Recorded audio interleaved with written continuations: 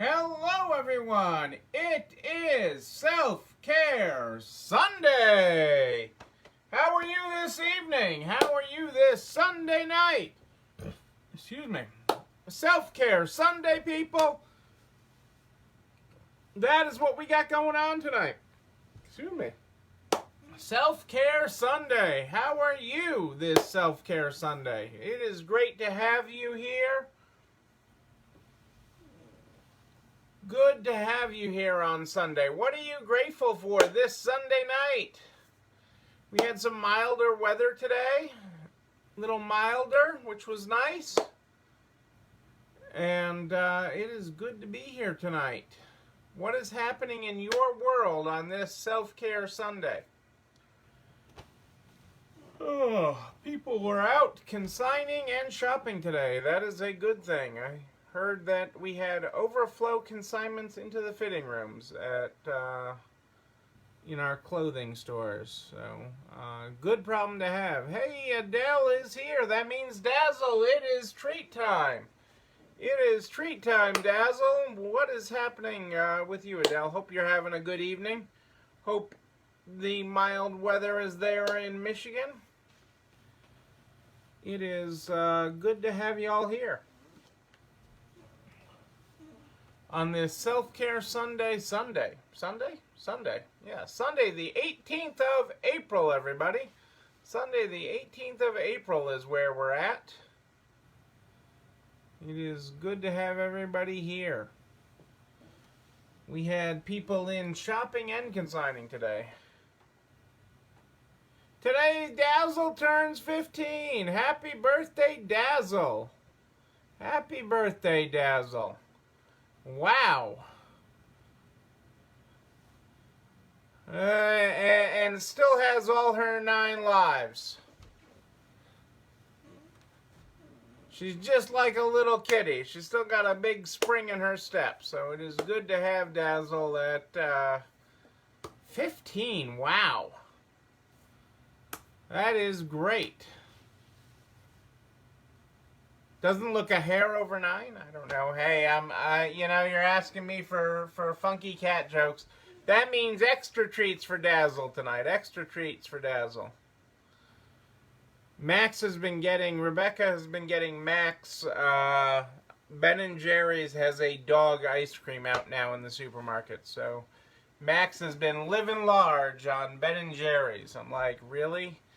You know, the Tasty Paws or whatever the other one was, it wasn't good enough. We had to get Ben & Jerry's. 75 in human years. Wow. I didn't know whether cats aged that way too. So I guess that answers the question for the inquiring mind. You know, I would never ask a cat their age. Hey, kitty, how are you? How are things in Illinois tonight? What are you grateful for tonight? Did you get some Self-Care Sunday in? Did you get Self-Care Sunday time in today? I hope so. I hope so.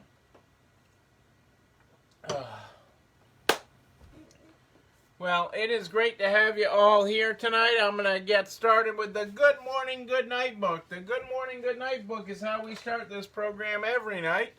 That's how we kick things off. Tonight, if you're following along in the book, our Good Morning is on page 78. 78 is where we're started.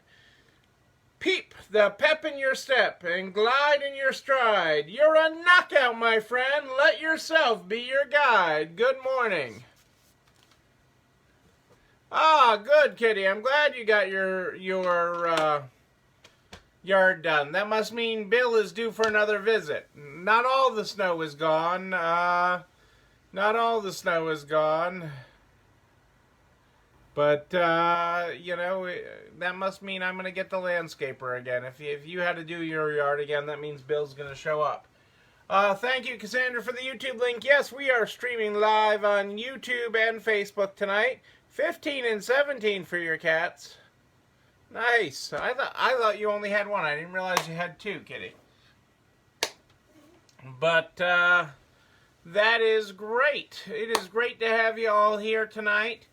the topic, well, let's acknowledge Self-Care Sunday. Self-Care Sunday is the important day of the week. It's the day where you take care of you, where you find time for you in your week, where you take time to refill your pitcher. You take time to refill your pitcher so you can take care of everyone else. You have to take time each and every week, and sometimes that's time caring for your yard like Kitty did today. Sometimes that's just sitting back on the couch. But you have to recharge. You take time each and every week to recharge because this is a marathon, not a sprint. A marathon, not a sprint. So you need to recharge each and every day. We took some time out, chilled. We got donuts. We did a little bit of housework and stuff, but we were generally disconnected today. They tried to connect me. They texted me some things, and there were lots of messages from work in there. But we turned off the stores today. We didn't do too much with them. You got a nap in today. Cassandra kept on telling me to go take one today. I did not get an official nap in, is my story. But Cassandra kept on trying to get me to take one today. You know, we got a couple things put together. I IKEA'd some new shelves for Nana's new room that we're working on. And, you know, so we got some stuff done today. But we did not stray too far from the home front, and I only get a little bit at my desk. Only a little bit at my desk today, I guess, is really what I got accomplished. So, today, the hot topic of the day is shipping. And that's been a topic a lot in the last few weeks, as, you know, multiple people have talked about shipping. And how much should you charge for shipping? I feel like I'm always losing on shipping. Should I offer free shipping? What should I do with shipping? What should I charge with shipping? And I've long stated my goal is not to make money on shipping, but to break even. Okay, I am not trying to make lots of money, because the orders that we are shipping is found business. Okay, you have to keep in mind that any order you're shipping, even if it's to the next town over, okay, or within your existing town, is people that would not walk into your store most likely. Okay, they're people that order everything online. They want things brought to them, and that's okay. That's okay. They're not going to walk into your business. So that is a found order that you get when you get an order from that person. So that's really exciting, but you also have to know, so can you give up a little bit of margin? Okay, can you give up a little bit of margin, okay, to keep that order?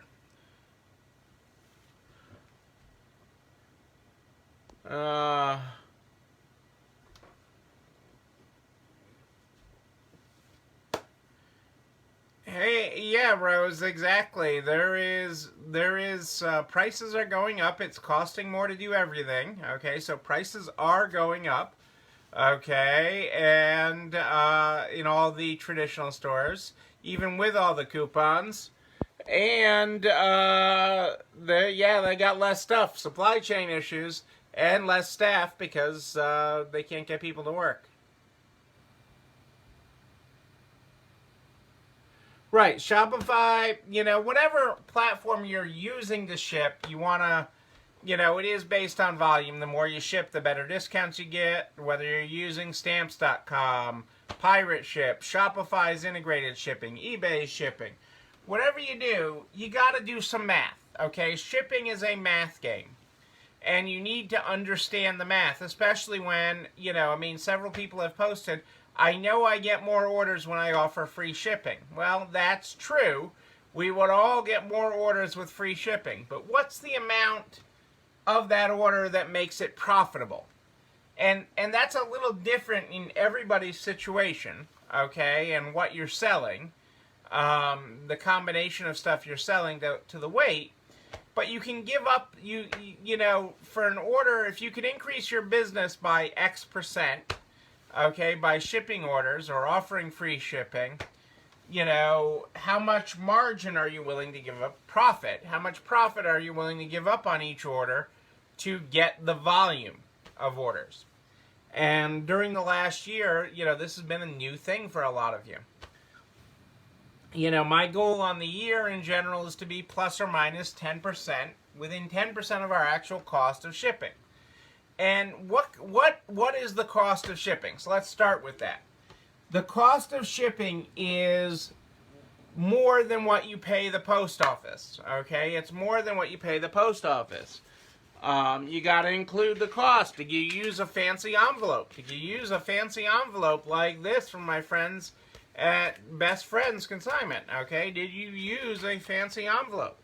Or maybe you used a slightly less fancy envelope like this from my friend Melissa. I got this package. So, did you use a slightly less fancy envelope, but this envelope still cost money? Did you wrap it in tissue? Did you wrap a bow around it? What did you do to package this item? All those packaging costs, did you have to buy bubble wrap because it was breakable? All those costs become a shipping cost and get added into the cost of shipping. So when you take all those costs involved, my personal goal is to be within 10%. Hey, Marianne, were you on in time for me to show your package? Your envelope? Were your ears burning? So, with the goal to be within 10% is what our personal goal is. Okay, I'm willing to lose 10% with all my packaging and cost of shipping to gain the volume of orders. But you have to do the math. So, I'm going to take a look at a few things tonight. First, let's talk about the elephant in the room, the one who makes everyone think that shipping is free, Amazon. Okay, because I can assure you Amazon has done the math. Amazon has done the math. Okay? You pay, if you are an Amazon Prime, and that's okay, Marianne. I'm okay with fancy packages as long as you know what the cost is. Okay? I'm okay with fancy packages as long as you drive order value with that. So Amazon makes everyone think that you can get it in 2 days and you can get it for free. That shipping shouldn't cost money. But Amazon charges you a membership fee. Do you charge your customers that ship with you or order online with you a membership fee? Amazon charges $119 a year membership fee.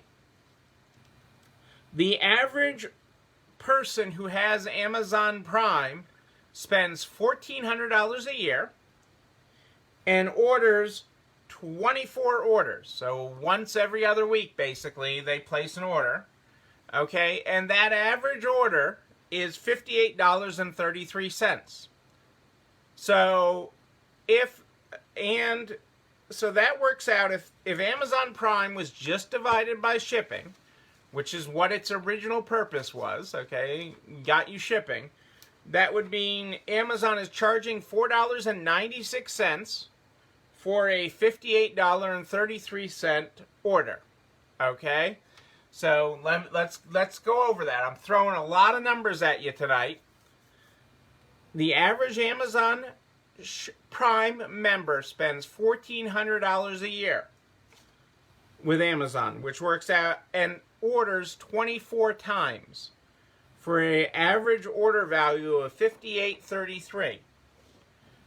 With the $119 Prime fee that they pay a year, that works out to $496 a shipment. Almost $5 they're paying per shipment. The rest is being subsidized by that order. Okay? If you are not a Prime member, okay, the average household that is not a Prime member spends $600 a year. Far less than $1,400. Okay? They only order 13 times, which is very different than the 24 times. So, roughly once every 4 weeks. Okay? And their average order size is $46.15, and they get charged shipping because they're not a member. Probably brings them out pretty close to the $58 by the time they're done.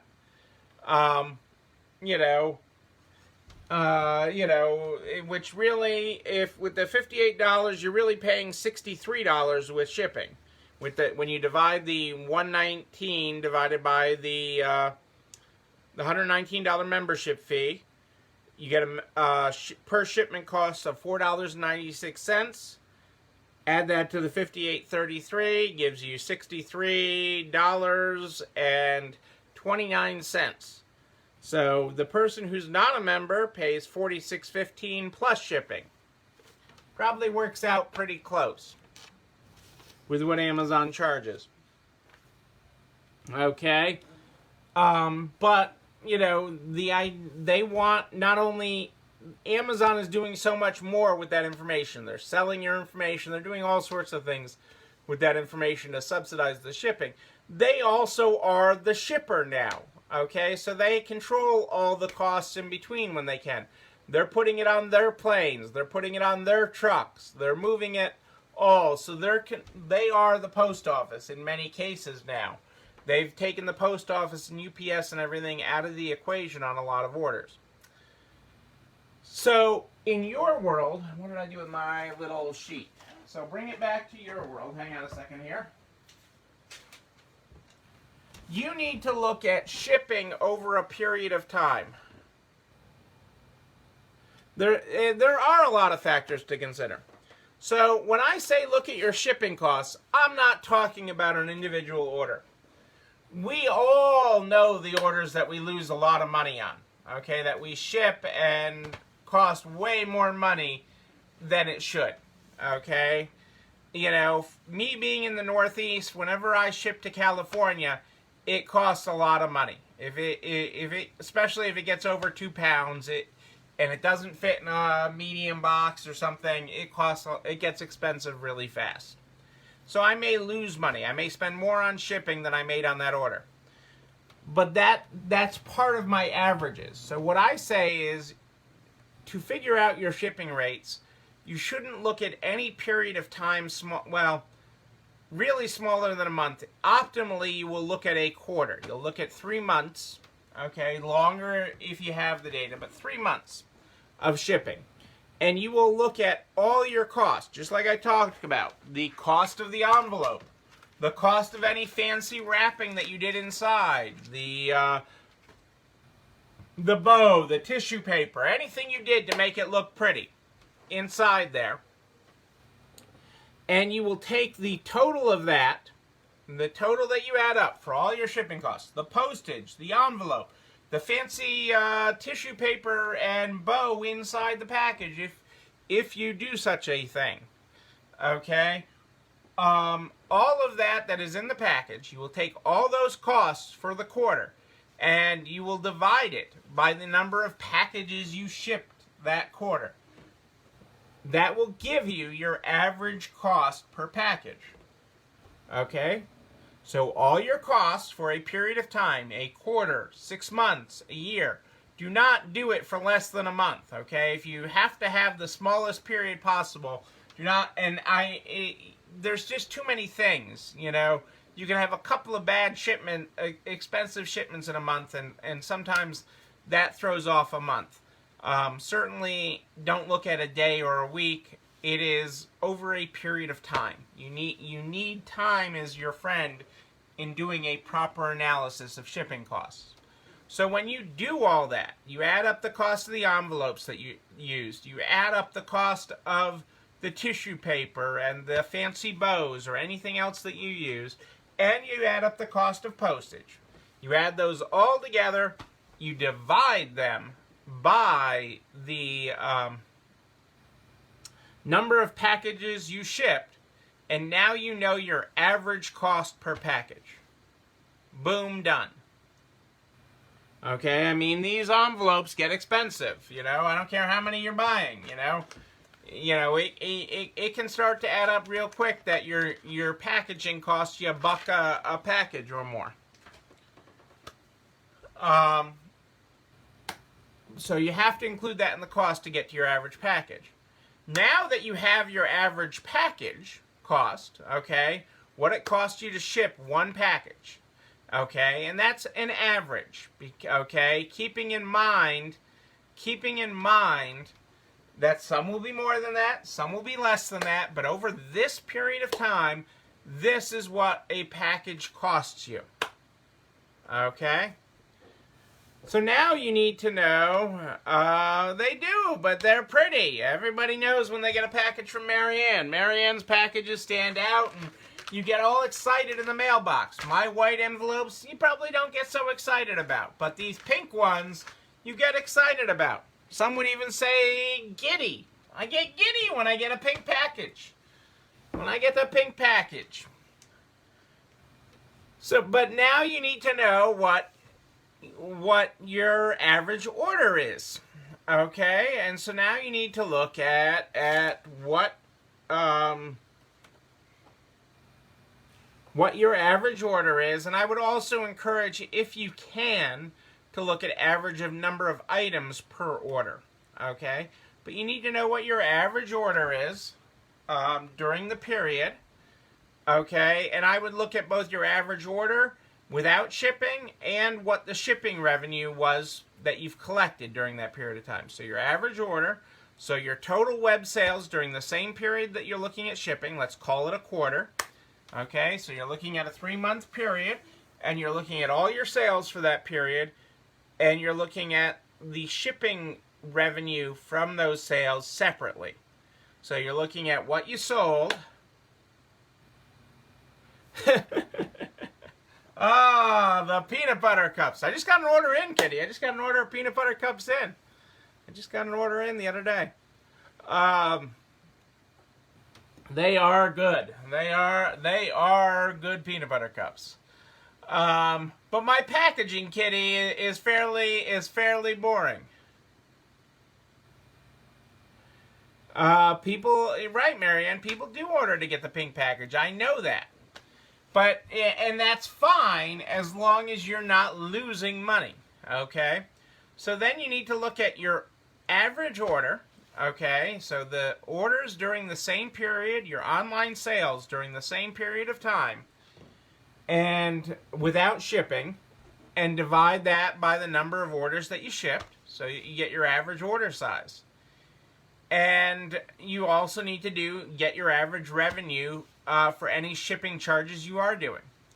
When you look at that, okay, you need to say, okay, after my consignment split, after I pay 6 to 12%, whatever my overhead cost is, usually in the 6 to 12% range for rent and overhead, okay? And I'm not going to get into overhead math for rent, okay? 6 to 12% for rent. And then you add in my 18 to 25% for labor, okay, that the average store is spending. But just in simple, take your consignment split. How much money do you have left over on an average order to eat shipping? With the store's share, how much can you afford? So when you look at your average online order that you are shipping, okay, if after your consignment split it's $10, is that enough to be offering free shipping? If it's $15, is that enough to be absorbing free shipping? Is it enough to be saying $4.99 for every package? What is the amount that makes it work? There'll always be an amount that makes it better versus losing, okay, money on every order or coming close. You know, I mean, last year I've posted this, last year I looked up, we lost $128 on shipping. Lost $128, and this year, in the first quarter, we've made $1,200 on shipping. Would we have more orders if we offered less free shipping or lower shipping? Yes. But you know, that is another thing. You know, shipping is expensive. Shipping is not free. And I don't care what company you are. I mean, I've sat with the CEOs of major companies, okay, that are doing it and talking about how much they lose on shipping.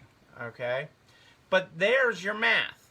Okay, how much after the start with the consignor split, not even adding in your overhead. Okay, your just rent and payroll. Okay, you know, where is your break even, or what can you contribute per sale to subsidize shipping? Okay, if your average order costs you $9 to ship, okay, and your average sale is 20, 30, whatever dollars it is, after your consignment split, how much can you subsidize? If your average shipping order costs $7 to ship, how much can you subsidize? This is the math behind that. Okay? Because if you were given, if your average order is $25 with this, so I certainly have thrown a bunch of math here in the mix here with it. Oops. Frozen, frozen. Let it go, let it go. I think I'm unfrozen now. I hope I'm unfrozen. I hope I'm unfrozen. Everything looks like I'm still broadcasting. So I hope I'm still broadcasting. So there's your math. At your average order, could you eat what your average shipping is? Or what portion of your average shipping could you eat? Okay, once you know what your average online order is and the amount after your split. Okay, so when you look at it after your split, could you eat what your average shipping cost is? If it's $7, $8, $9. We're back on Facebook now. All right. I never left. I'm just saying. The internet is weird. But I never left. So hopefully you follow my math here. I have thrown a lot of math here tonight. I know I've thrown a lot of math at you tonight. But, you know, there is, you know, you have this to go by. You have to do the math with this. You can't just say, wow, I get so many more orders with free shipping. You know, you can't just say that. You're not Amazon. You don't have Wall Street pockets.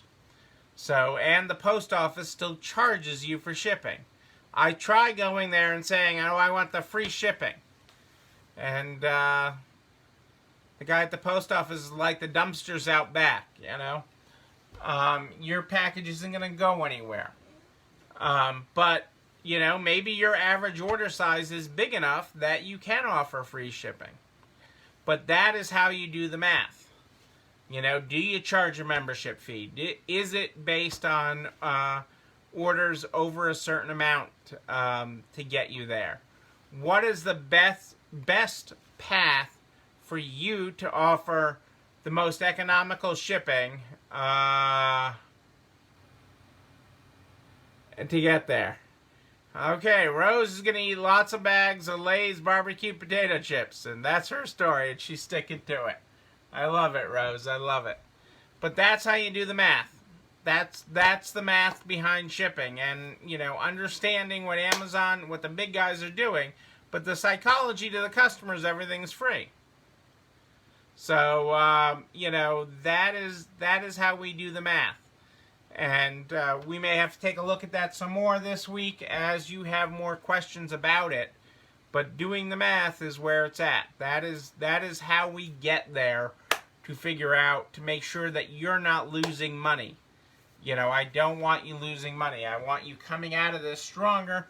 I want you having shipping as an option for your customers, because it's getting your product to reach customers that are beyond your store, that are not going to walk in. And that is worth giving up a little bit for. I mean, think of it as an advertising expense. The money you are giving to get that customers and that additional revenue stream for what you're already doing. So that is a good thing. So You know what else is a good thing? This video and everything I talk about. This video and everything I talk about goes over to narts.org/resalestrong by noon the next day. Noon, I tell you. It's all over there. All the files, everything I reference, including a direct link to the YouTube show. You're not alone running this store, where you can like, comment, subscribe, and yes, ring that bell so you know when a new video drops. You can also share it with all of your friends so we can help everybody. Butcher, baker, candlestick maker, make it across the finish line. That's what we're doing here. We want everybody over to the other side.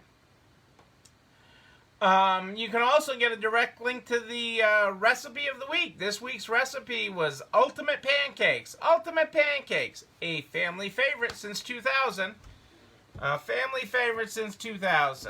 So that is up there at narts.org/resalestrong. REC takes you a direct link to the Resale Strong cookbook. I am here every night at more 8 than ish. But if you have a question in between, you just email me, Neil, Neil, at ECIstores.com, Neil at ECIstores.com. We start this program every night with the Good Morning, Good Night book. The Good Morning, Good Night book is where we started. If you were not here at the top of the program, our good morning tonight is Peep the pep in your step and the glide in your stride. You're a knockout, my friend. Let yourself be your guide. Good morning. Our good night tonight is Jaws will drop as you bop. Catch your eye passing by. You're a knockout, my friend. Be yourself. Let it fly. Good night. Ladies and gentlemen, I am Neil Abrams, and I do like a good party. A wedding, a bar mitzvah even. We will party again. We will party in person.